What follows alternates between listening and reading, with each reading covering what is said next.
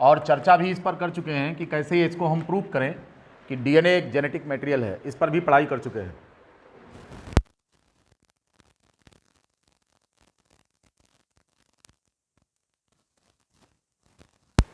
अवेरी, मैक्लियार्ड, McCarthy का पढ़ा है, और किसका पढ़ा है, ग्रिफ्थ का ट्रांसफॉर्मेशन एक्सपेरिमेंट पढ़ा है, ये सब पढ़ लिया है। डीएनए एक जेनेटिक मटेरियल है, तो इसका ऑर्गेनाइजेशन किस प्रकार से है ये भी हम लोगों ने पढ़ लिया है कि नहीं, सब पढ़ लिया है। क्रोमोसोम में इसका क्या रोल है ये भी पढ़ लिया है।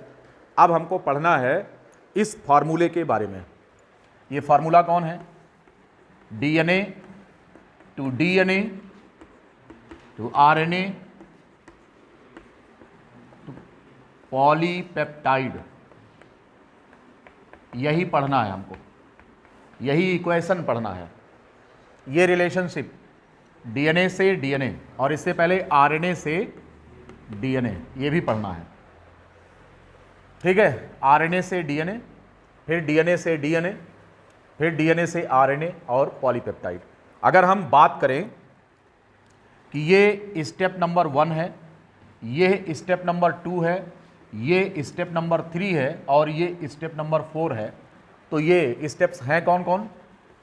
अगर 1 की बात करें तो इसे हम रिवर्स ट्रांसक्रिप्शन कहते हैं। This one is reverse transcription.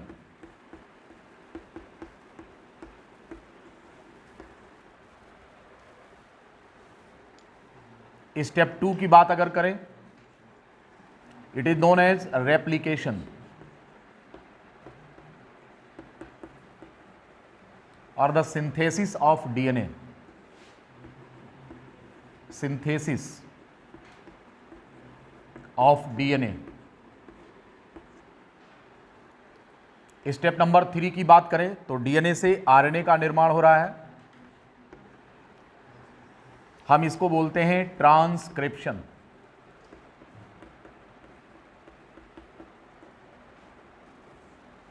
Means the synthesis of RNA.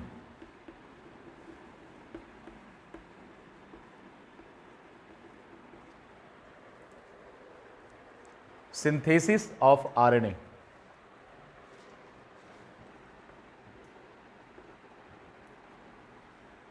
RNA से पॉलीपेप्टाइड की बात अगर हम करें तो इसको बोलते हैं ट्रांसलेशन।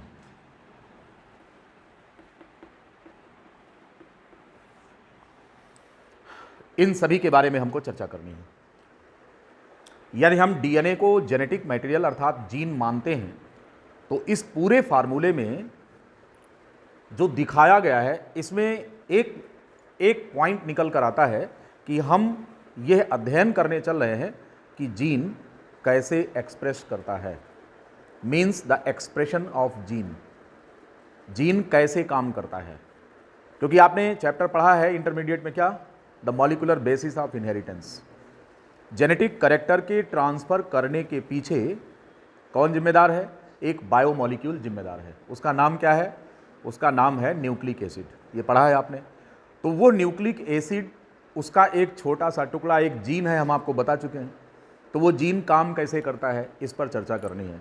तो जीन जो होता है वो हमारे कैरेक्टर्स को डिस्प्ले करता है, लेकिन उसके डिस्प्ले करने का तरीका क्या होता है कि जो जीन है अर्थात डीएनए है वो अपनी रेप्लिका बनाता है, फिर उसके बाद वो आरएनए का निर्माण करता है, फिर पॉलीपेप्टाइड बनाता है, और जब पॉलीपेप्टाइड बन जाता है तो एक कैरेक्टर डिस्प्ले होता है।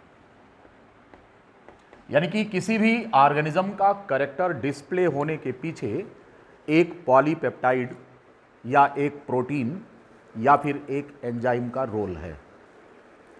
कि कोई भी जीन अगर कोई कैरेक्टर डिस्प्ले करना चाहता है तो उसे क्या करना पड़ेगा, है उसको एक पॉलीपेप्टाइड या एक प्रोटीन या फिर एक एंजाइम बनाना पड़ेगा।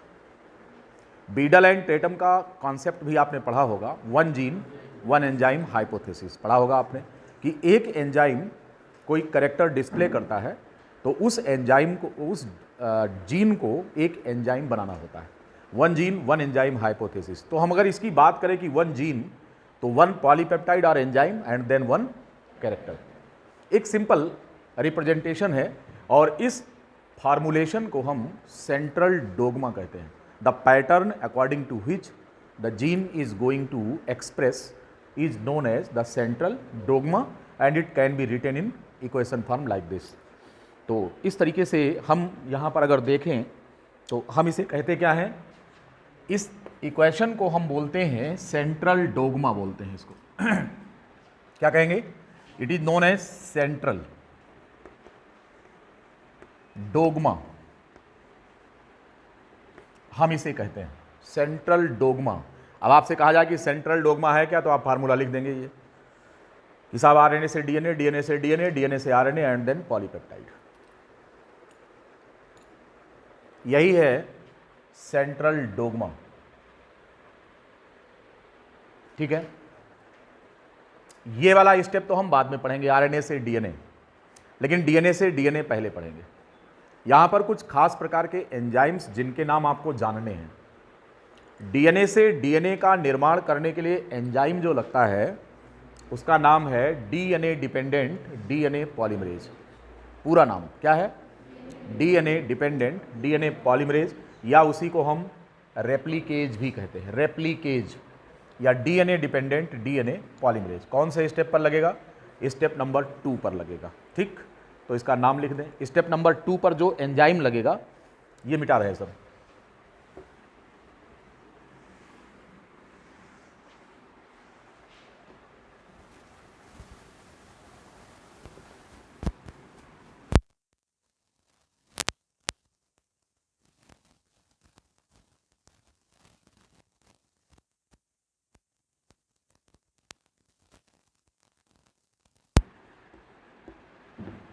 हमने डिपेंडेंट किस पर किया है?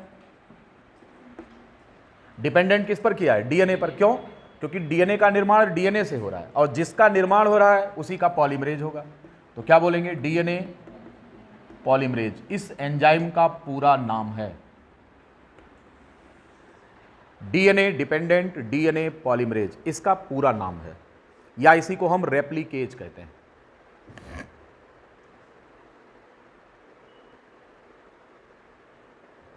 सही है?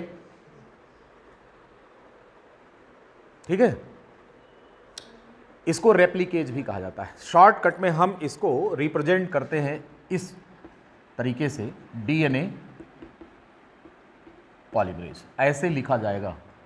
इस पर, इस एंजाइम के बारे में हम चर्चा और करेंगे आगे, पहले ये जान लीजिए। स्टेप नंबर 2, यहां पर जो एंजाइम लग रहा है, स्टेप नंबर 3 ये वाला, डीएनए से आरएनए का निर्माण हो रहा है, तो जिससे निर्माण हो रहा है उस पर डिपेंडेंट हो जाएगा। तो क्या बोलेंगे इसको? DNA dependent. और बन कौन रहा है? आरएनए। क्या नाम दे देंगे? आरएनए।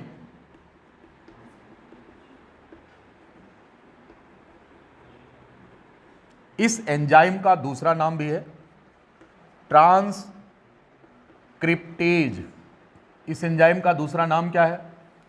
ट्रांसक्रिप्टेज, या इसको हम शॉर्टकट में आरएनए पॉलीमरेज ऐसे लिखते हैं।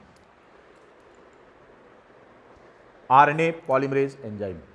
एक एक स्टेप जानिए। यह आपका अब जो चैप्टर शुरू हुआ है इसमें से 3 से 4 क्वेश्चंस का वेटेज है पीजीटी में, समझ गए? हाँ, तो बिल्कुल एकदम समझना है, वीडियो मत मांगना दोबारा, है ना? इसको पढ़ते जाओ, इसको ध्यान से। लेक्चर वीडियो तो रहेगा ही ग्रुप पर, एप्लीकेशन पे जाता है, वो 24 घंटे के लिए रहता है। उसमें तमाम ऐसे हैं जो 72 घंटे से भी ज़्यादा समय से पढ़े हैं, वो आज सब डीएक्टिवेट हो जाएंगे। केवल पिछले 2 वीडियो लेक्चर्स आपको दिखेंगे, 48 घंटे के लिए वीडियो लेक्चर्स दिखेंगे, इसलिए क्योंकि ताकि आप तत्परता से उसके नोट्स बना लें, उसको स्टडी कर लें घर जाकर, उनके क्वेश्चन बैंक तैयार कर लें। विशेष परिस्थिति में आप जब कहेंगे तो हम उसको एक्टिवेट करेंगे। हाँ, तो डीएनए डिपेंडेंट आरएनए पॉलीमरेज, इसका दूसरा नाम क्या है? RNA polymerase. और क्या नाम है इसका? क्यों? क्योंकि डीएनए से आरएनए के निर्माण की प्रक्रिया का नाम ट्रांसक्रिप्शन है, और जो एंजाइम ट्रांसक्रिप्शन करावे उसका नाम ट्रांसक्रिप्टेज है। हम भोजपुरी बढ़िया लिखते हैं कि नहीं लिखते हैं? आज फेसबुक पर लिखे हैं, कितने लोग देखे? आज थोड़ा कॉपी किए, लाओ देखिए भोजपुरी कैसे लिखा जाता है एपोमिक्टिक सीट पर।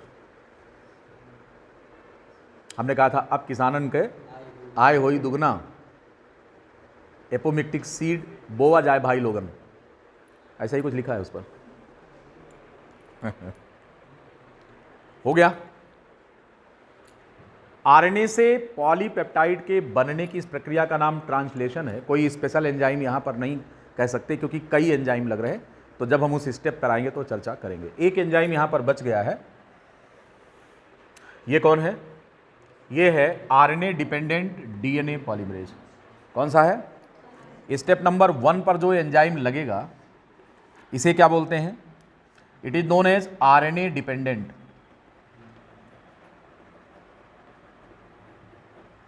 ये हमने आरएनए डिपेंडेंट क्यों लिख दिया है?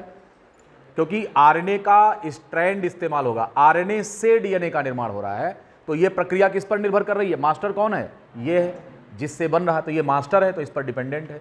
तो आरएनए डिपेंडेंट, और बन कौन रहा है? डीएनए, तो इसका नाम पड़ा DNA polymerase. RNA dependent DNA polymerase, इस एंजाइम को हम रिवर्स ट्रांसक्रिप्टेज के नाम से भी जानते हैं। रिवर्स ट्रांसक्रिप्टेज भी कहा जाता है, जानिए इसे। रिवर्स ट्रांसक्रिप्टेज दरअसल में ये एंजाइम, यहां पर आरएनए मॉलिक्यूल स्वयं है जो एक एंजाइम की तरह से काम कर रहा। RNA molecule acting as enzyme is known as ribozyme. क्या कहते हैं इसको? हाँ, तो ये एंजाइम राइबोजाइम है, इसका और दूसरा नाम भी है राइबोजाइम। अब इस पर क्वेश्चन पूछा जाता है, अब इसको आप जान लीजिए। राइबोजाइम माने क्या होता है? राइबोजाइम का मतलब क्या है? आरएनए मॉलिक्यूल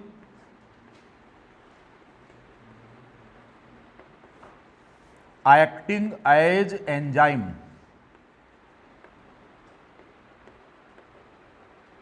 नोन एज, क्या कहेंगे?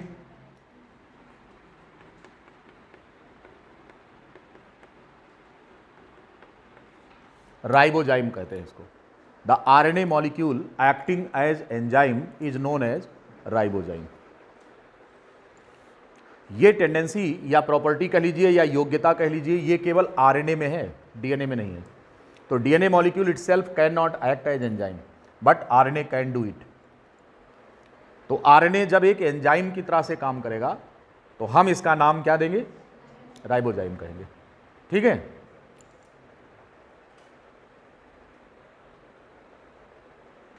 लिख लिया सभी ने? आज जगह परिवर्तित कर लिए हो तो थोड़ा अजीब लग रहा है, वहाँ बैठने की आदत नहीं है ना तुम्हारी। आज वो नहीं आया, संदीप नहीं आया है, संजय भाई शादी में गए, हमें लंबा लग रहा है ना, निहारिका नहीं आई आज। इतनी बात समझ गए सभी लोग? एक क्वेश्चन तय है इतने में से, यही स्क्रीन में से एक क्वेश्चन तय है। पीजीटी का एक क्वेश्चन आउट है, एक क्वेश्चन इसी स्क्रीन का आउट है पीजीटी में, पक्का रहेगा एक सवाल इसी पे, इतने पर जितना लिखा दिया है। मैं आपको बता रहा हूँ, एक एक पल का उसकी कीमत आप समझिए। और जब आपकी रैंक एक नंबर से जब आपका सिलेक्शन रुकेगा तो बहुत खलेगा, इसलिए इस पेज को याद रखिए। एक एक नंबर पर खिसकेंगे लोग, डेसिमल में खिसकते हैं, आपको पता है ना, तो ध्यान रखना इसको। सिलेक्शन बहुत टफ हो जाता है क्योंकि छोटे मोटे क्वेश्चन सब करते करते करते करते स्कोर, एक मिनिमम स्कोर तो खड़ा कर लेंगे, उसके बाद जैसे जैसे अब रैंक चढ़ना होता है, एक होता है कि रिस्पेक्टेबल नंबर प्राप्त करना है, सम्मानजनक नंबर, तो वो आपको आराम से मिल जाएगा। क्योंकि अगर आप पूरे पेपर को उठाकर देखें तो पूरे पेपर में प्रथम 40 क्वेश्चन, अगर 100 क्वेश्चन हैं तो 40 क्वेश्चन तो सी एन टिक वाले, देखा अरे क्या बात है, कॉलर टाइट कर लो, भवा भवा सिलेक्शन हमारा होएगा, आप बन गए लेक्चरर, है कि नहीं? 40 क्वेश्चन में ये सब कर लेंगे तो इसमें आप क्या कर ले रहे हैं? जैसे आप कर रहे हैं वही सब कर रहे हैं, तो कहाँ कंपटीशन है इसमें? बिल्कुल नहीं है। अब 40 वाला बिल्कुल प्रसन्न हो गया कि अब आगे मामला सही है। फिर अगले जो 20 क्वेश्चंस होंगे वो लेवल 1 के होंगे। प्रथम 40 में तो कोई दम नहीं, उनका लेवल ही नहीं है। अब 20 क्वेश्चन कैसे होंगे? वो लेवल 1 के होंगे। कितने क्वेश्चन होंगे? 60। चलो मान लेते हैं हल्का सा प्रयास करके आप इन्हें भी कर लेंगे तो आप और खुश हो गए। लेकिन क्या 60 पर सिलेक्शन होने जा रहा है? जी नहीं, जनरल की बात कर रहा हूँ। 60 पर आपका थोड़ा सा कॉन्फिडेंस बनेगा कि नहीं मामला सही है। ठीक, आगे बढ़िए। अब अगला जो 20 क्वेश्चन वो लेवल 2 का होगा, तो कितने मार्क हो गए आपके? 80। लेवल 2 आते आते मैक्सिमम लोगों का सिलेक्शन इंश्योर्ड हो जाएगा। समझ गए? रिजर्वेशन कैटेगरी 100% होगी, क्योंकि 60 के ऊपर कन्या लोग, 60 के ऊपर तय है सिलेक्शन। अगर 60 के ऊपर पहुंच गए आप लोग, बॉर्डर छू लिए, तो फिर वहां से लौटना नहीं है, जाना है ऊपर नहीं, सिलेक्शन लिस्ट में। समझ गए? और इस 80 का बॉर्डर छूने वाले कुछ % बच्चे सिलेक्ट हो सकते हैं। अब चलिए 80 के ऊपर, तो एक एक नंबर पर कांटे की लड़ाई है। 81, 82, 83 ये होने में, 84 में लगभग सबका सिलेक्शन, 85 तक जाते जाते सब सही हो जाता है। 85 के ऊपर फिर टॉप 10 वाले होते हैं। रैंकिंग आप समझिए क्वेश्चंस की, तो इस प्रकार से आपको चढ़ना है। आप 40 पर आपको बिल्कुल खुश नहीं होना है, 20 अगला जुड़ जाए वो खुश नहीं होना है। जब 60 हो जाए, 40, 20, 60, उसके बाद 60 के ऊपर जब जाने लगते हैं, 70 पहुंचते हैं, तो 70 के आगे से अब आपका कॉन्फिडेंस बिल्डअप होना चाहिए कि अब हम कुछ कर लेंगे। 70 पे, 72 पे, 73 पे, 74 पे, लेकिन सिलेक्शन इंश्योर्ड नहीं है। उसके ऊपर फिर एक एक नंबर का होता है मामला। इसीलिए सिलेक्शन कैसे होगा, इसकी स्ट्रेटजी आपको मेंटेन करके रखना है। खास करके उनको जिनको कोई सहारा नहीं है, केवल अपने दम का सहारा है, उनकी बात कर रहा हूं। ठीक है? तो इस स्ट्रेटजी के साथ आपको फाइट करना है। इसलिए मैंने कहा कि इस पेज पर आपको 1 या 2 क्वेश्चन मिल जाएगा, इतने से ही इसकी कीमत बता रहे हैं। अब चलिए, आपने कहा कि साहब ये सोच लो कि इस प्रकार से एंजाइम एक जगह क्यों लिस्ट कर दिए, क्योंकि घुमा के नाम पूछे जाते हैं। डीएनए डिपेंडेंट और डीएनए पॉलीमरेज, अब आप कह दो डीएनए पॉलीमरेज है या कुछ और है, ये उसी का दूसरा नाम है। इसलिए हम सारी बातें यहाँ लिख दी है कि कौन किसका क्या नाम है। स्टेप आप समझ गए हैं। ये फार्मूला क्यों बताया, क्योंकि इसी पैटर्न पर हमारा जीन एक्शन करता है। अगर आपसे कहा जाए कि जीन एक्सप्रेस कर रहा है, तो what does it mean? Gene express कर रहा है, इसका यह मतलब हो गया कि जीन अपना आरएनए बना रहा है, डीएनए अपना आरएनए बना रहा है। जो जीन साइलेंट होगा वो कभी भी अपना आरएनए नहीं बनाएगा। जीन एक्शन में है, इसका यह मतलब है कि ट्रांसक्रिप्शन हो रहा है। जिस जीन का ट्रांसक्रिप्शन हुआ उसका प्रोटीन बनेगा। जिस जीन का ट्रांसक्रिप्शन नहीं हुआ उस जीन को हम डॉर्मेंट या इनएक्टिव मान लेंगे, वो सुप्त अवस्था में पड़ा रहता है। आपके शरीर के अंदर ऐसे ढेर सारे जीन्स क्या है, ये सुप्त अवस्था में है। These do not do anything, ये कुछ भी नहीं करते और ये हमारा लोड बढ़ाते हैं। कौन सा लोड उसको कहते हैं? जेनेटिक लोड कहते हैं इसको। आप ह्यूमन जीनोम पढ़िए, तो पहली बात तो उसने ये कहा कि 99.9% जीन सभी मनुष्य के सिमिलर हैं। कह रहे हैं 50% क्या काम करते हैं ये उन्हें पता है, ठीक। और जो 50% हैं उनमें से ये तो पता है कि वो क्या करते हैं, तो उनमें से 2% केवल एक्सप्रेस करते हैं। सोचिए जरा, 98% आपका क्या कर रहे हैं? लोड बढ़ा रहे हैं, जेनेटिक लोड बढ़ा रहे हैं। केवल 2% जीन एक्सप्रेस करते हैं, बाकी हमारा लोड बढ़ा रहे हैं। किस रूप में है ये रेपिटेटिव फॉर्म में है। रेपिटेटिव समझते हैं? उस जीन की मल्टीपल कॉपीज हैं, डीएनए बेस पेयर्स की मल्टीपल कॉपीज। ऐसे सीक्वेंस डीएनए का जहां पर बेस पेयर रेपिटेशन हो उसको क्या कहते हैं? उसको मल्टीपल या सीक्वेंस कहते हैं, ठीक है। रेपिटेटिव डीएनए कहते हैं उसको।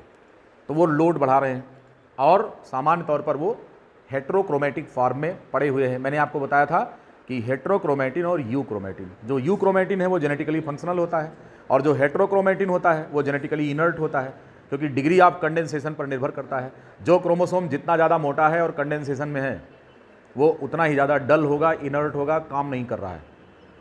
और जो जीन जितना पतला होगा, स्ट्रेच्ड फॉर्म में होगा, अनकंडेंस्ड फॉर्म में होगा, वो उतना ही बढ़िया एक्सप्रेशन कर रहा है और जेनेटिकली फंक्शनल है। ये बात समझ गए ना? तो डिग्री ऑफ कंडेंसेशन पर निर्भर करता है कि जैसे जैसे क्रोमेटिन थ्रेड कंडेंसेशन की स्टेज में पहुंचेगा वो काम करना बंद करेगा। तो ज़्यादातर जीन आपकी बॉडी में किस रूप में है?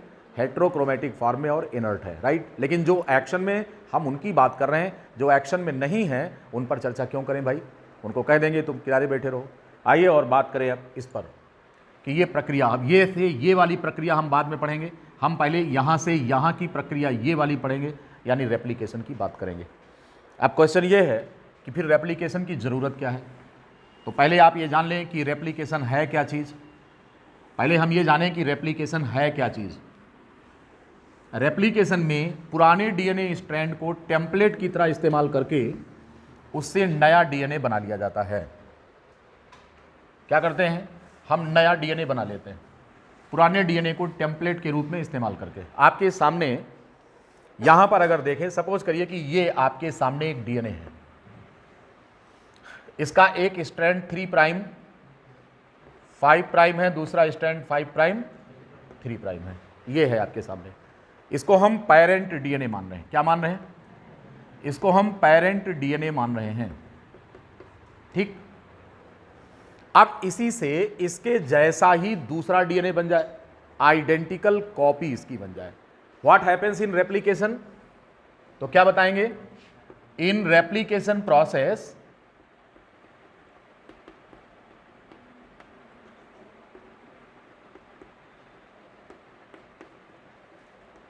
in replication process the identical copy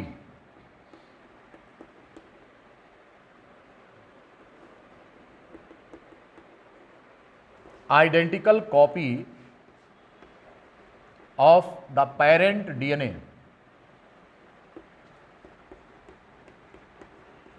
is formed.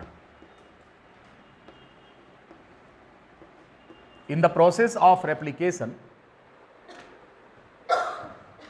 Identical copy of the parent DNA formed. जैसा यह है उसके ही जैसा, मतलब क्या? मतलब कि क्लोन, जरा भी परिवर्तन नहीं होना चाहिए। इसी के जैसा आइडेंटिकल कॉपी डीएनए की प्राप्त हो जाती है आपको। एक ये है,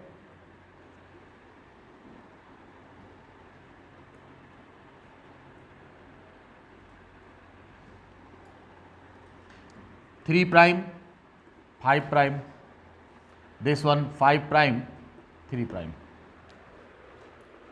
एक डीएनए हो गया, दूसरा डीएनए बनेगा ऐसे ही। ये इसका 5 प्राइम 3 प्राइम है, तो इस पर बनने वाला स्ट्रैंड कौन सा होगा? 3 प्राइम। ये बनेंगे। ये कौन है?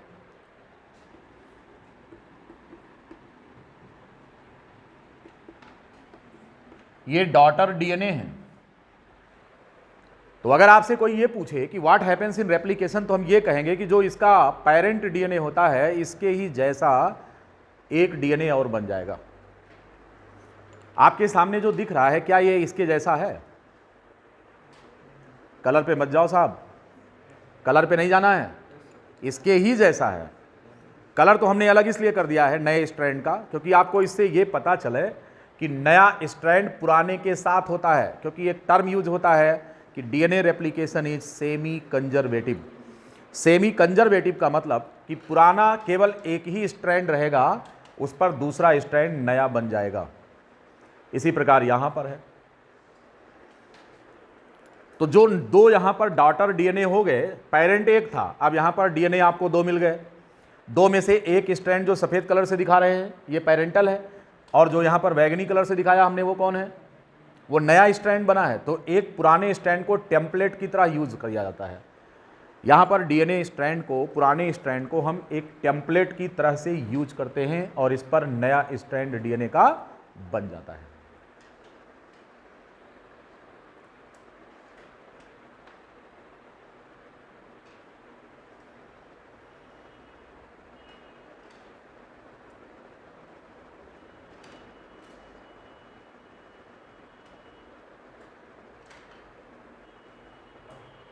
हो गया?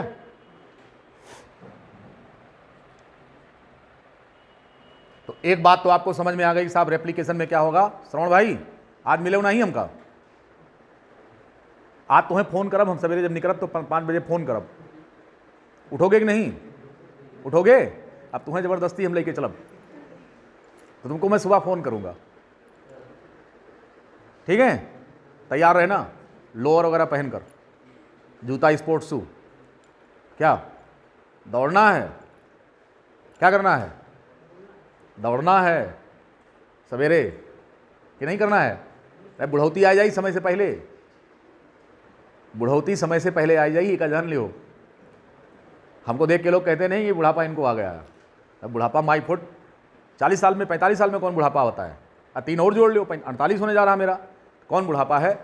तो जॉगिंग करो तगड़ा, वार्म अप, एप्रेशन ना डिप्रेशन। हम तुमको असल में धाकड़ बनाना चाहते हैं, तबीयत सही हो जाएगी। तुम बहुत सुस्त बैठते हो तो ठीक करना है, घबराना नहीं, सवेरे फ़ोन करूंगा मैं, है कि नहीं? फ़ोन स्विच ऑन रखे रहो ये नहीं कि सवेरे गुरु जी के साथ चले गए तो फोनों में बंद कर लिया जाए, ऐसा ना कि हो। तो सवेरे वॉक करने से स्वास्थ्य अच्छा रहता है, और इतनी बढ़िया हवा आती है सवेरे, वॉक कसम से बता रहे हैं, बहुत अच्छी हवा मिलती है कि नहीं? हाँ, आजकल ये बालिका भी सो रही है, हमें लगता है नहीं जाती हो ना, है? वो कई ठिसाले कुकुर वहाँ मिल जाते हैं रास्ते में। इस समय कम से कम 15 की संख्या में है। वो जो मस्जिद के पास वहाँ पर वो भाई साहब हैं, तो वो जो चिकन उकन है काट करके उसका जो अवशेष होता है वो लाके वहीं डाल देते हैं किनारे सड़क के। अब होता क्या है कि कुत्ते रोज़ खाते हैं, सारे जितना कुरो हैं सब खा खा तगड़ा हो गए हैं। आज एक बंदर को गिरा दिया उन सालों ने मिलकर, बंदरों ने गिरा दिया, वो कुत्तों ने, और बंदर हवा में था, और एक टांग एक कुत्ता पकड़े था, दूसरा टांग दूसरा कुत्ता, 7-8 कुत्ते उसको बिल्कुल पटक रहे थे वही, और मोहल्ले वाले बाहर से इसे कंकड़ मार रहे थे कि भागो भागो मत काटो। अरे हम कहे इस पर छोड़ेंगे वो सर, उसको मार डालते बंदर को। उसके बाद फिर 2-3 लोगों को हमने कहा भैया कूदो नीचे, लठ लो, जाग मारो नहीं सारे मार रही हैं होगा। तो बंदर फिर बचा किसी तरह से, उसकी जान बची, लेकिन वो बेहोश हो गया, लगता मर जाएगा, तो गर्दन काट डाले थे उसका सब। करीब 10-15 कुत्ते थे, और वही 10-15 कुत्ते हमारे अकेले वाले से लड़ते हैं और ये सबको भगा देता है, लेकिन एक बंदर को बेचारे नोच डाले इतना सीधा। वैसे बंदर आपको रहा होगा कि पेड़ पर नहीं चढ़ पाया, पकड़ लिए ये सब दौड़ा के, खूब तगड़े तगड़े मोटे मोटे हैं। 15 कुत्ते थे, कम से कम 15 कुत्ते उसको नोच रहे थे सवेरे आज। तो ये सब एडवेंचर देखने को मिलेगा सवेरे, नहीं तो कहाँ देखने पाओगे। कल वॉक पे चलना। आइए, रिफ्रेश हो गए होंगे, अब डीएनए पर आते हैं। तो हम क्या बताएं, अब देखो बेटा इसमें क्वेश्चन किस प्रकार का बनेगा, यहाँ ध्यान रखना है। पहला क्वेश्चन ये बनेगा कि डीएनए रेप्लिकेशन में जो नए डीएनए बनते हैं वो कैसे होते हैं, एकदम आइडेंटिकल होते हैं। इसलिए इनके लिए हमने टर्म क्या यूज़ किया है रेप्लिकेशन माने रेप्लिका, रेप्लिका माने फोटो स्टेट कॉपी। इलेक्ट्रोस्टेट करावे जात हो ना, कोनो चिट्ठी है या कुछ लिखे हो, ले जाओ इलेक्ट्रोस्टेट करावे, तो वही खाना एक लिखा वाला कि नहीं आएगा, एकदम एग्जैक्टली इलेक्ट्रोस्टेट कॉपी जैसे होती है। इसीलिए यह वाला जो डीएनए है, इस डीएनए का रेप्लिका है। रेप्लिका माने ये दोनों क्या हैं, ये और ये दोनों आइडेंटिकल कॉपीज हैं। Identical copies means these are replica of each other. Replica हैं ये, तो रेप्लिका का निर्माण करना क्या कहलाएगा, रेप्लिकेशन। अगर हम रेप्लिका का निर्माण करें तो इस प्रोसेस का नाम क्या होगा, रेप्लिकेशन होगा। ये बात समझ में आई?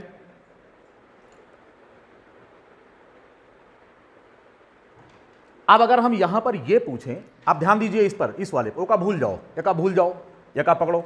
अगर हम यह में देखें, इसमें 2 क्रोमेटिन है, एक 2 डीएनए है, सिंगल स्ट्रैंड डीएनए है, तो पूरा ये डबल स्ट्रैंड डीएनए, लेकिन सिंगल स्ट्रैंड वाला 2 एक साथ मिले हैं। इनमें से एक पुराना है, एक नया है। तो जो नया वाला स्ट्रैंड है वो पुराने वाले का आइडेंटिकल है क्या, बिल्कुल नहीं है, नो। ये डीएनए इसके आइडेंटिकल है, लेकिन ये दोनों आपस में आइडेंटिकल नहीं हैं, ये कॉम्प्लीमेंट्री स्ट्रैंड्स हैं। क्या हैं ये, कॉम्प्लीमेंट्री हैं। इस बात को ध्यान रखना कि ये और ये जो नया बन रहा है वो पुराने स्ट्रैंड यानी टेम्पलेट की डुप्लीकेट कॉपी नहीं है, बल्कि कॉम्प्लीमेंट्री कॉपी है। तो अगर हम यहां पर इनके स्ट्रैंड्स को, इस स्ट्रैंड को ए माने, इसको बी माने, इसको सी माने, इसको डी माने, मान लो, तो हम यहां पर क्या कहेंगे, देखिए हम यहां पर क्या कहेंगे, हम कहेंगे कि ए एंड बी ये दोनों क्या हैं, आर नॉट आइडेंटिकल। ये आइडेंटिकल नहीं है, बल्कि क्या है, but the complementary strands of each other. Complementary strands of each other. अभी हम एक एक चीज समझा देंगे आपको दिखाकर। ये क्या है, ये कॉम्प्लीमेंट्री स्ट्रैंड हैं एक दूसरे के। समझ में आ रही है बात, ये कॉम्प्लीमेंट्री स्ट्रैंड्स हैं एक दूसरे के, आइडेंटिकल नहीं है, नॉट आइडेंटिकल। देखो लिखा है इसमें, बहुत ध्यान से देखो इसको, these are not identical but these are the complementary strand. इसी प्रकार से अगर हम सी और डी की बात करें तो वही सेम बात होगी, क्या होगी, सी एंड डी ये क्या है, are not identical,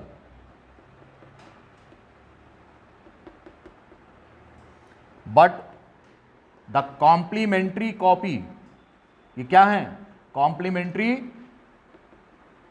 copy of each other, वही सेम चीज,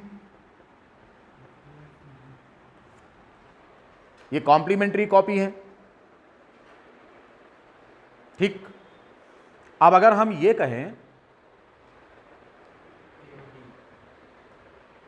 ए और डी की बात करें, किसकी बात करें, ए और डी की, तो कैसे हैं ये, कुछ तो मामला है, आइडेंटिकल होंगे, तो ये आइडेंटिकल हैं, कौन, ए और डी आपस में आइडेंटिकल हैं।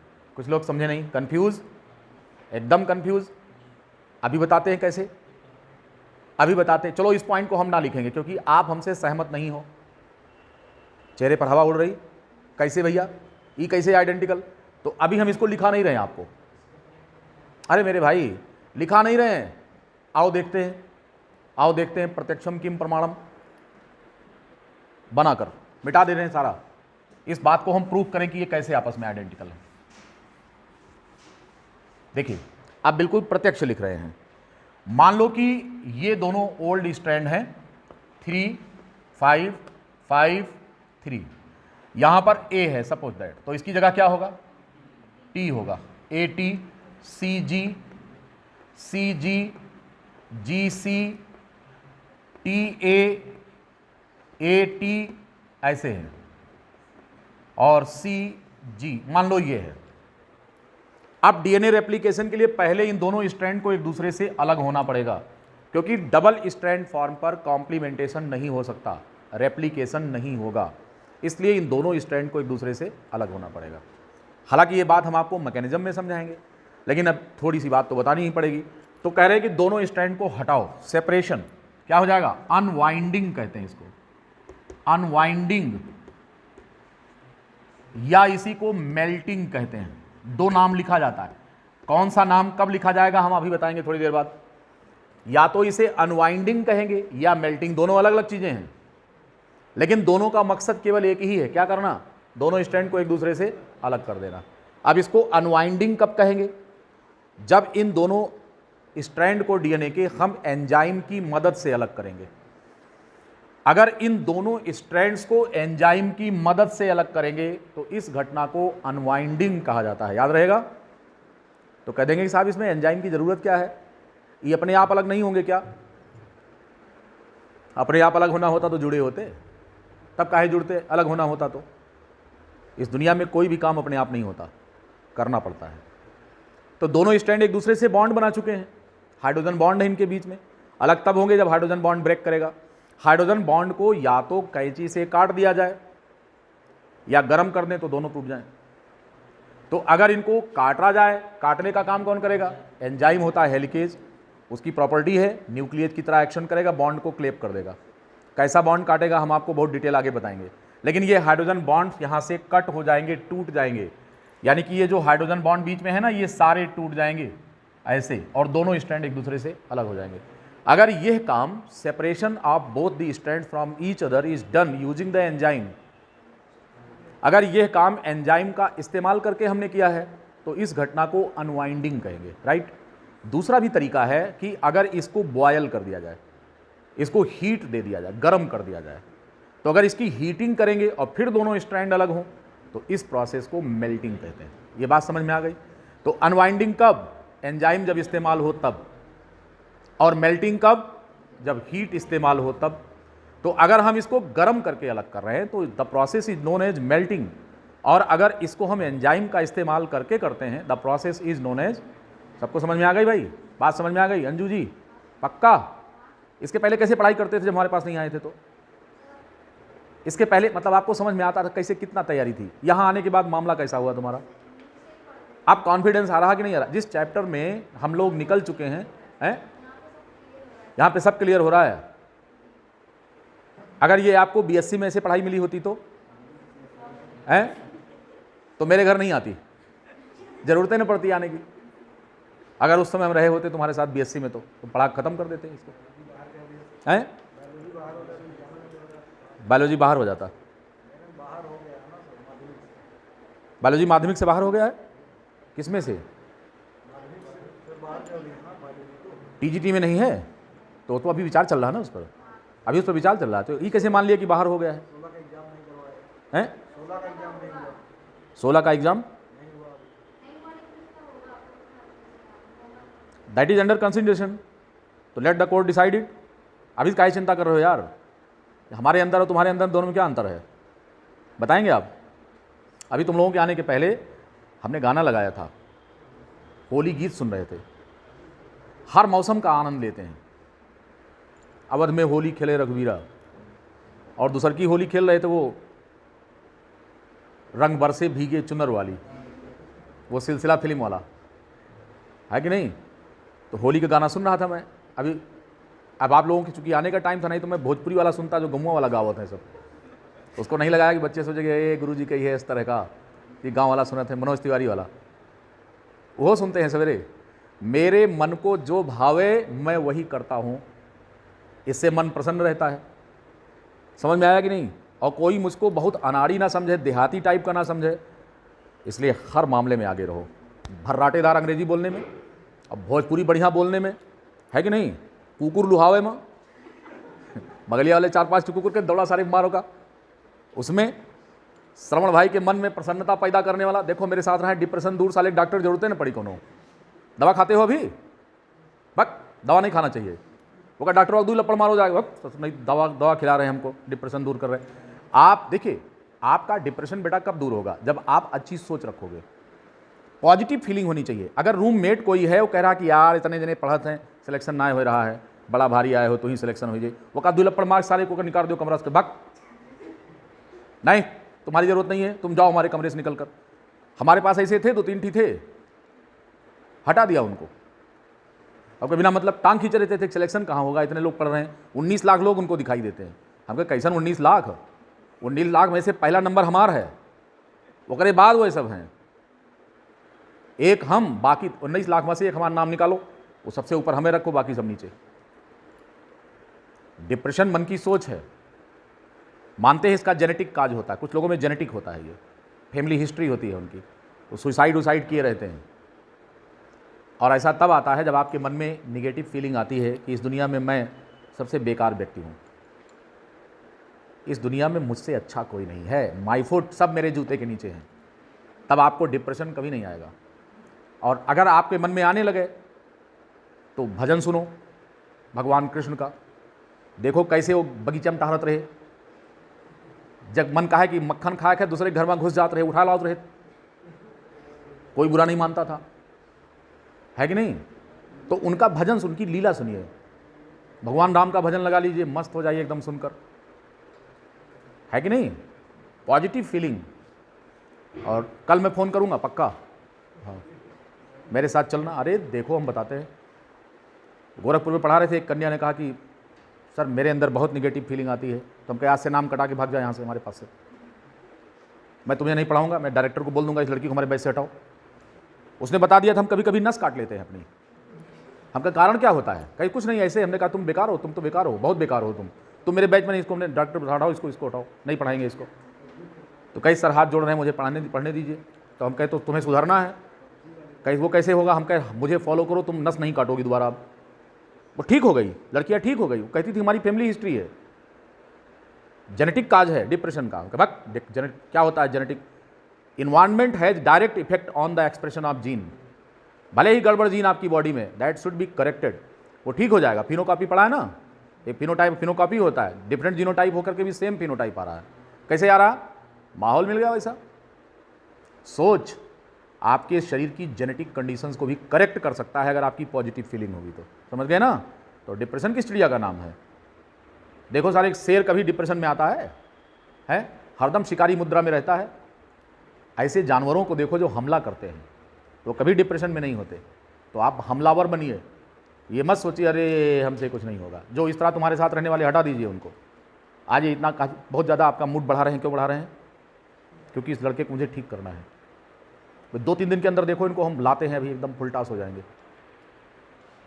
अब समझो श्रवण भाई, यहां देखो, एक आग काटे, कैसे काटे? एंजाइम इस्तेमाल करके, क्या कहलाया? अनवाइंडिंग। या फिर हीट अप्लाई किया, क्या कहलाया? मेल्टिंग करा दिया। चलो चाहे जोन तरीका अपनाए, मेल्टिंग तो हमारे शरीर में होगी क्या? है कोयला जलाए हैं क्या शरीर के अंदर? कोयला, अंगीठी जलाए हैं, जला लो अंगीठी, कोयला जलाओ, गर्म करो सारे पानी में उबाल कर डीएनए को, है 37 डिग्री टेम्परेचर है, वो से ऊपर जब वो बुखार हुई, और बुखार तक तो आपका डीएनए मेल्ट करता नहीं है, अब वो से ऊपर और जाए पड़े तो पता लग राम नाम सत्य हो जाएगा। तो शरीर के अंदर मेल्टिंग पॉसिबल है क्या? अंगीठी पर चढ़कर डीएनए रेप्लिकेशन कराएंगे, हैं? अंगीठी जलाओ, बैठ जाओ, हीटर जला लो, बैठ जाओ पर, कहते हमारे डीएनए की मेल्टिंग हो रही है। वाह क्या बात है। It is not possible inside the body, only enzymatic process is possible. कौन सा प्रोसेस? एंजाइमेटिक। उस एंजाइम का नाम अब तक इतना बता चुके हो, हेलिकेज है। कौन एंजाइम है? हेलिकेज है। उस पर चर्चा करेंगे, मैकेनिज्म में आएंगे। फिलहाल दोनों डीएनए बेटा अलग हो गए, दोनों ये देखो अलग हो गए, ये दोनों अलग हो गए, 3 प्राइम 5 प्राइम। दूसर का कौन है? 5 प्राइम। अब एक साथ कौन नाइट्रोजन बेस रहा, जरा देखो, लिखो ए, और कौन रहा? सी, और कौन रहा? सी, और कौन रहा? जी, और कौन रहा? टी, और कौन रहा? ए, और कौन रहा? कहीं सी रहा, है कि नहीं? अब इनके साथ कौन डीएनए रहा? इनके लिखो टी, इनके लिखो ई का रहा, यहाँ जी रहा, यहाँ का रहा जी रहा, ई सी रहा, ए रहा, टी रहा और जी रहा, राइट। ये दोनों स्ट्रैंड हो गए। इन दोनों स्ट्रैंड का नाम हमने यहाँ क्या लिखा है? एक का नाम ए और दूसरे का नाम सी। ये कौन कौन है? ए और, यही तो है ना, सफेद का देखो ए और सी, यही तो है, तो यहां रख दिया। अब जरा देखो, अब एक बैगनी वाला बनाओ, जहां 3 है करे सामने 5 आई। अब इसको खड़ा करो स्टैंड इसके सामने। अब जहां ए है उसके सामने क्या आएगा? रेप्लिका बनना है। क्या बनना है? लेकिन इसका रेप्लिका नहीं, इस पूरे डीएनए का रेप्लिका बनना है, ना कि एक स्ट्रैंड का रेप्लिका। एक स्ट्रैंड का कॉम्प्लीमेंट्री बनना है और दोनों स्ट्रैंड का रेप्लिका बनना है। ये बात समझ में आई? अब देखो, इसका क्या बनना है? कॉम्प्लीमेंट्री बनना है, नॉट रेप्लिका, क्योंकि ये और ये आइडेंटिकल नहीं है। क्यों आइडेंटिकल नहीं है? आपके सामने आ रहा, ए के सामने टी। अब इसमें ए है, उस पॉइंट पर यहां टी है, तो कहां आइडेंटिकल है? और इसमें देखो यहां जी है, यहां देखो जी है, यहां देखो सी है, यहां ए है, यहां टी है और यहां पर जी है। बतिया समझ में आ रही है ना? देखो, तो ये और ये, अब इस स्ट्रैंड का नाम क्या रखेंगे? ए के साथ बी है। ये कौन सा स्ट्रैंड है? ये बी है। और हमने यही बात लिखा था, क्या लिखा था? A and B are complementary. ये क्या है? ये कॉम्प्लीमेंट्री है, नॉट आइडेंटिकल। यही तो बताया था ना, देखो आपके सामने है, ये दोनों एक दूसरे के कॉम्प्लीमेंट्री हैं बट नॉट आइडेंटिकल।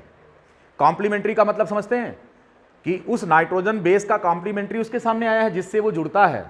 तो ए से कौन जुड़ता है? टी, या टी से ए जुड़ता है, तो कॉम्प्लीमेंटेशन में ए के सामने कौन आएगा? Actually this happens during replication. जब कभी भी रेप्लिकेशन होगा तो यही काम होगा, कॉम्प्लीमेंट्री बेस पेयर बन जाएगा। इतनी बात समझ में आई? अब चलो इस स्ट्रैंड को देखो। इस स्ट्रैंड की अगर हम बात करें, ई कौन सा स्ट्रैंड है? सी। सी के सामने कौन आया है? डी आया है। तो जहां 5 है वहां कौन होगा? 3 होगा। अब इनके सामने ए, इसके सामने सी, सी, जी, टी, ए और सी। देखो भाई, और यहां पर क्या हो गया? 5 प्राइम। एक नाम का है, एक नाम डी है। हमने क्या बताया? A and B are not identical but complementary. C and D are not identical. T के सामने ए है तो कहां आइडेंटिकल है? But complementary to each other. इतनी बात समझ में आई? अब हमने क्या कहा था? ए और डी कहा था। जरा ए और डी को देखो, 3 से शुरू 5 पर खत्म, तो 3 से शुरू 5 पर। इतनी बात समझ में आई? अभी देखो ए सी सी, तो ये क्या कहा था? ए सी सी, है कि नहीं है? तो फिर ए सी सी जी टी ए सी, फिर क्या कहा? जी टी ए सी। तो ये वाला स्टैंड इसका क्या है? आइडेंटिकल है। इतनी बात समझ में आ गई? तो लिख लो इसको। क्या लिखा हमने? A and D are identical. ये दोनों आइडेंटिकल हैं। इसी प्रकार बी और सी क्या हैं? बी एंड सी क्या हैं? आइडेंटिकल हैं, है कि नहीं है? देखो B and C, T T, G G, C G, G G, C C, A T T, G G, और 5 3 और ये 5 3, तो आइडेंटिकल हैं। इतनी बात समझ में आ गई। लेकिन ये डीएनए और ये डीएनए आपस में क्या हैं? आइडेंटिकल हैं, रेप्लिका हैं ये दोनों। कौन कौन? एक ये वाला डीएनए और ये वाला डीएनए। कैसे हैं आपस में? आइडेंटिकल। अब देखो अलग अलग प्रकार से सवाल आपसे पूछे जा सकते हैं कि इनमें क्रोमेटिड्स ओल्ड स्ट्रैंड न्यू का क्या होगा, तो कॉम्प्लीमेंट्री होगा, ना कि रेप्लिका होगा। लेकिन ओल्ड डीएनए, नए डीएनए का क्या होगा, तो नया प्योर नया कोई बनता ही नहीं है। क्यों? क्योंकि एक आधा उसका पुराना होता है और आधा नया होता है। इसी को कहते हैं कि replication of DNA is semi conservative. इस चीज को प्रूव किया था मिचेल्सन एंड स्टाल ने। समझ में आ गई होगी बात? इतनी बात समझ में आ गई? देखो ये सारी बातें घुमा घुमा के सवाल इस पर बनेंगे स्टैंड्स पर, तो आप जानिए कभी कभी कॉपी करने के लिए देते कि डीएनए का स्टैंड ये है तो नया क्या बनेगा। यहां पर हम पुराने स्टैंड को टेम्पलेट कहते हैं। क्या कहते हैं? टेम्पलेट।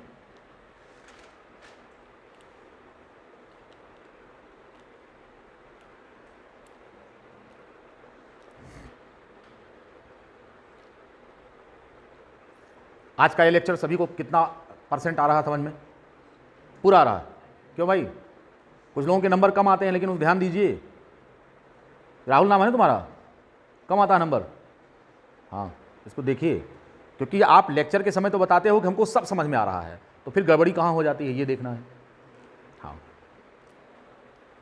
तो कुछ लोग तो कहते हैं कि साहब जब आप पढ़ावत हो तो एकदम समझ में आवत, जब घर आई तो फिर गड़बड़ाई जात है। काहे? तो घर आ जात हो तो बस्ता फेंकी इधर, उसके बाद कहीं चलो चाय पिया जाए, गए चाय पिए, जहाँ 4 यार मिल जाए वहीं डैश डैश गुलजार, बस उसके बाद भूल गए। अरे बात गई, रात गई बात गई, और पढ़ के आए थे गुरुजी के यहाँ, अगले दिन पता ही नहीं है। मनन करिए आप उसका, यहाँ जो पढ़े हैं उस चीज़ को अगले दिन घर जाकर आप रिवाइज करेंगे। वीडियो तुरंत देखो, इसलिए मैंने बताया वीडियो तुरंत देखो और उसका नोट्स बनाओ घर पर, तो आपकी तैयारी अच्छी होगी।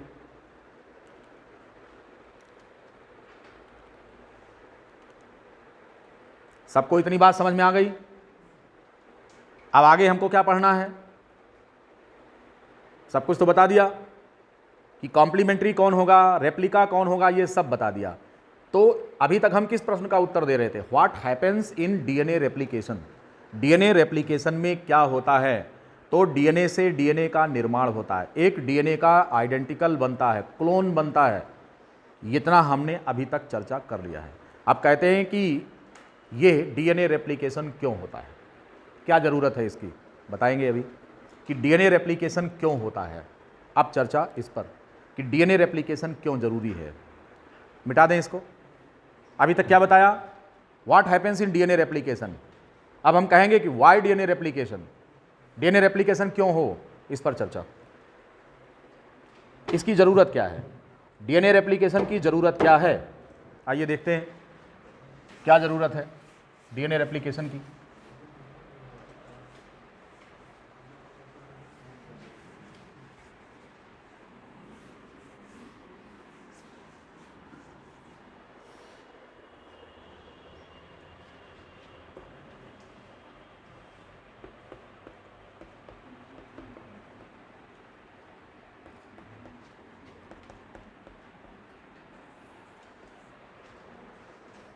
डीएनए रेप्लिकेशन क्यों होता है?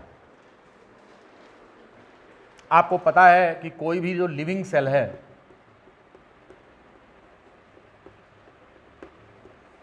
ये 2 कंडीशन में रह सकती है। एक होती है डोरमेंट स्टेज,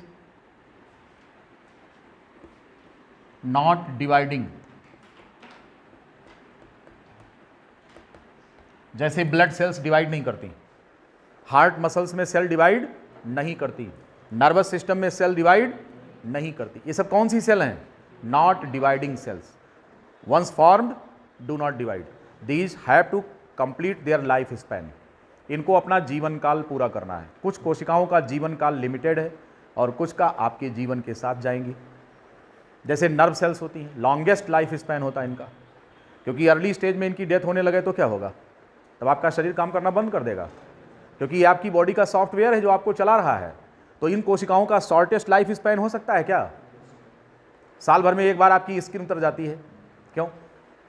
हैं कि सेल डेड हो जाती है। आपके नाखून की सेल्स बनती हैं और बाद में डेड हो जाती हैं, सालों भर नहीं चलती। आपका बाल ग्रो करता रहता है, नीचे की सेल्स लिविंग, ऊपर की क्या है, डेड।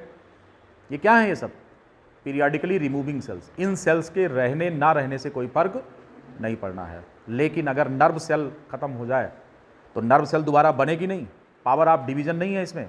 ऐसी कंडीशन में क्या होगा, है तो डेथ होगी। इसलिए आपकी बॉडी की तमाम सेल्स हैं, जैसे लीवर में सेल्स हैं। अब जो लीवर की सेल्स हैं, अगर इनका शॉर्टेस्ट लाइफ स्पैन हो, अब तक तो लीवर विदा हो गया होता, यस या नो, विदा हो जाता। बॉडी में कुछ ऑर्गेन्स ऐसे हैं जिनमें की सेल्स क्या होती हैं, डिवाइड करती हैं, लेकिन कुछ ऑर्गेन ऐसे होते हैं जिनमें सेल डिवीजन नहीं होता, और ओवरऑल बॉडी की ग्रोथ एक निश्चित समय के बाद रुक जाती है। तो फिर सेल नहीं बनती है बॉडी में, केवल सेल की सेहत मेंटेन रहती है। अब अगर आप WBC की बात करो तो एवरेज लाइफ स्पैन 24 घंटा बताया गया है। इसका मतलब क्या हुआ कि आपके बोन मैरो में WBC रोज बन रही हैं, आपकी RBC रोज बन रही हैं। 120 दिन का टाइम है, लाइफ स्पैन कितना है, 120 दिन, उसके बाद तो मरना ही है। तो वो सेल जो बन गई वो दूसरी सेल नहीं पैदा करेगी, क्यों, पावर ऑफ डिवीजन नहीं है। लेकिन उसके लिए स्टेम सेल बॉडी के अंदर है जो कि लगातार काम कर रही है, और वो स्टेम सेल है कहां पर, आपके बोन मैरो में है। तो बोन मैरो में जो इनके लिए स्टेम सेल्स हैं, हमारे पूरे शरीर, किडनी के लिए स्टेम सेल है क्या, जी नहीं। किडनी खराब तो जीवन खराब, क्योंकि उसके लिए स्टेम सेल नहीं है कि कोई नई किडनी बन जाएगी, एक हटा दो दूसरी बन जाएगी, ऐसा नहीं होता। लेकिन आपकी स्किन की एपिडर्मिस, इसका रीजनरेशन होता है। इसके नीचे स्टेटम बेसल होता है, मालपीजियन लेयर, जिसकी कोशिकाएं हमेशा डिवाइड करती हैं। ये बात समझ गए ना। तो जिन कोशिकाओं में डिवीजन होता है उनको डिवाइडिंग सेल्स कहते हैं। डॉर्मेंट सेल हो गई, दूसरी कौन है, ये डिवाइडिंग सेल्स हैं। अब ये जो डिवाइडिंग सेल्स हैं, हालांकि अर्ली एज जब होती है, जुवेनाइल स्टेज होती है, तो उसमें बॉडी की ग्रोथ हो रही होती है, तो डिवीजन फास्ट होता है।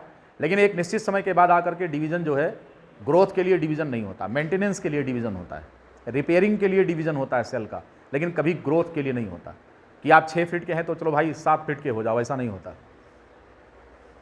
आपके शरीर के अंदर सेल्स डिवाइड इसलिए करती हैं क्योंकि कहीं पर कोई ऑर्गन नष्ट हो गया है तो उसकी रिपेयरिंग करना है, इसलिए। अब अगर ये सेल्स डिवाइड कर रही हैं तो ये दो कैटेगरी की हैं, एक में माइटोसिस डिवीजन हो रहा और दूसरे में कौन सा डिवीजन हो रहा है, मियोसिस डिवीजन हो रहा, for gamete formation, for gamete formation. और दूसरा डिवीजन कौन सा हो रहा है, फॉर ग्रोथ एंड डिफरेंशिएशन।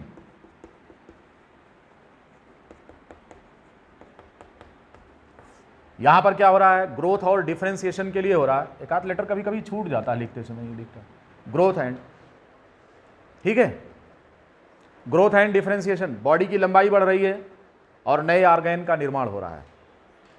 फिलहाल इन दोनों प्रोसेस में अगर बंटता है कोई चीज तो क्या है कि डिवीजन में क्या क्या चीज बंटता है? डिवीजन में क्या क्या बंटेगा, तो कह रहे हैं साहब न्यूक्लियस डिवाइड करता है। क्या डिवाइड करता है, न्यूक्लियस। और दूसरा कौन, साइटोप्लाज्म डिवाइड करता है। तो कह रहे कि साहब अगर न्यूक्लियस डिवाइड कर रहा है तो न्यूक्लियस के अंदर क्या होता है जो डिवाइड करेगा, तो न्यूक्लियस के अंदर कौन होता है, क्रोमेटिन मींस डीएनए होता है। और साइटोप्लाज्म में क्या होता है, सेल ऑर्गेनेल्स होते हैं। और क्या होते हैं, प्लस बायोमोलिक्यूल्स होते हैं। ये बायोमोलिक्यूल्स मुख्यतया प्रोटीन है, मुख्यतया प्रोटीन्स होते हैं। अब अगर सेल का डिवीजन होना है तो दो चीजों पर ध्यान दीजिए आप। न्यूक्लियस के डिवीजन में डीएनए डिवाइड करता है, साइटोप्लाज्म के डिवीजन में बेटा प्रोटीन डिवाइड करता है। अगर कोशिकाओं का बंटवारा हो जाए तो जो डॉटर सेल्स होती हैं इनको केवल आधा मिलेगा, डीएनए कितना मिलेगा, आधा, बराबर बराबर बंट जाएगा, और प्रोटीन भी क्या हो जाएगा, आधा मिलेगा। तो सेल की स्ट्रेंथ घटेगी। इसलिए अगला डिवीजन होने के पहले इस बात को इंश्योर कर लिया जाता है कि डीएनए का जो नुकसान है इसकी भरपाई कर ली जाए, और जितना प्रोटीन का नुकसान हुआ है इसकी भरपाई कर लिया जाए। इस प्रकार से जो सेल का डिवीजन है, it is well controlled and disciplined process, पूरी तरह से नियंत्रित अनुशासन में चलने वाली प्रक्रिया होती है। पूरी तरह से नियंत्रित और अनुशासन में चलने वाली प्रक्रिया होती है, जहां पर डीएनए का जितना नुकसान हुआ है उसकी हम भरपाई करेंगे और प्रोटीन का जितना नुकसान हुआ है उसकी हम भरपाई करेंगे। And these all things are graphically represented in a diagram that is known as the cell cycle. क्या कहते हैं उसको? उसको सेल साइकिल कहते हैं। आइए देखते हैं कि सेल साइकिल क्या है। मिटाएं इसको।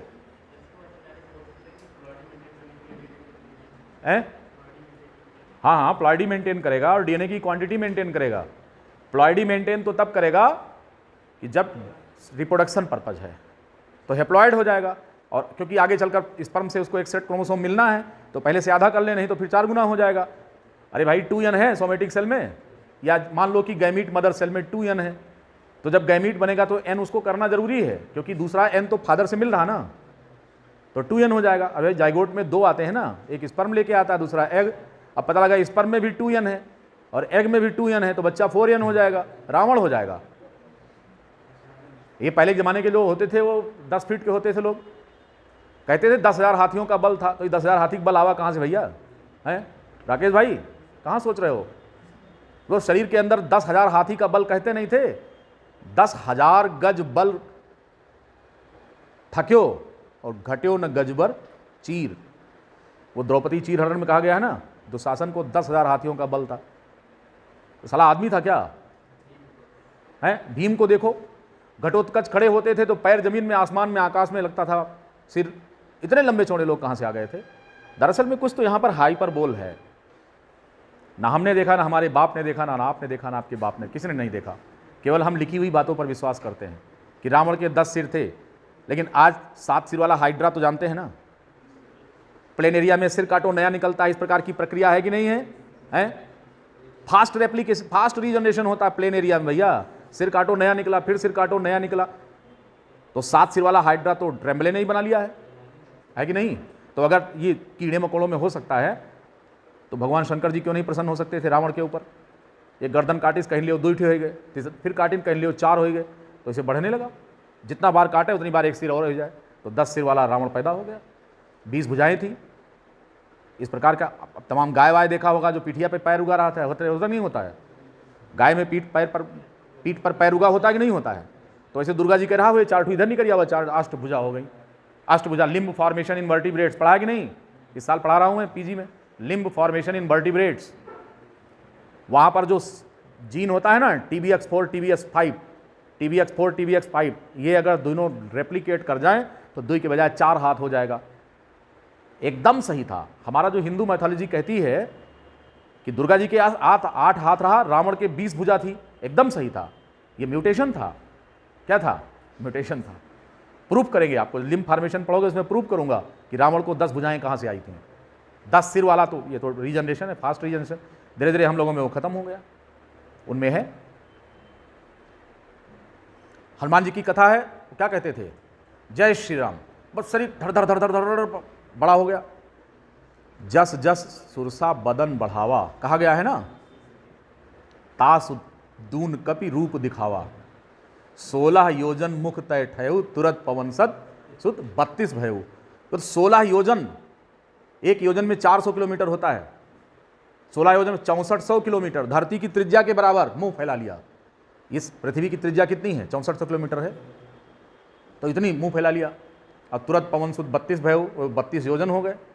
जस जस सुरसा बदन बढ़ावा, मुंह फैलावा, और तास, पता नहीं वो आगे उसमें याद नहीं आ रहा है, थोड़ा सा वो गड़बड़ा रहा है जल्दी से। ये है, आप उसमें देखिए। नाउ बॉडी का एक्सटेंशन अगर लीच में आप देखें, किस में देखेंगे? लीच में।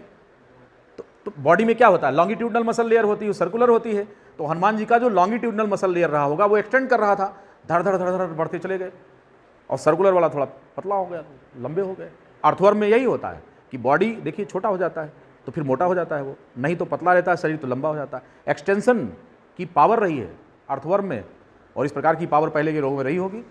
तो कुछ भी नहीं, सब संभव हो सकता है। साइंस में एक एक चीज़ प्रूफ कर सकते हैं उस चीज़ को। आइए, तो कह रहे हैं कि साहब डिवीजन हो रहा है, डिफ्रेंसिएशन हो रहा है। क्या हो रहा है? तो इस सारी चीज़ों में डीएनए की मात्रा घट रही है। और क्या घट रहा है? प्रोटीन घट रहा। तो इसकी रिकवरी के लिए हम सेल साइकिल में देखेंगे कि किस स्टेप में कौन से मटेरियल की रिकवरी हो रही है। तो डीएनए चूंकि डिवीजन के समय आधा रह जाता है, इसलिए अगला डिवीजन होने के पहले एस फेज में इसका रेप्लिकेशन होना जरूरी है। ठीक है, वीडियो लंबा होता जा रहा है, अब अगले लेक्चर में हम इसको डिस्कशन करेंगे और आपको बताएंगे कि डीएनए रेप्लिकेशन का शेष भाग क्या है। ठीक है, 2 लेक्चर इसमें और लगेगा, फिर ये फिनिश हो जाएगा।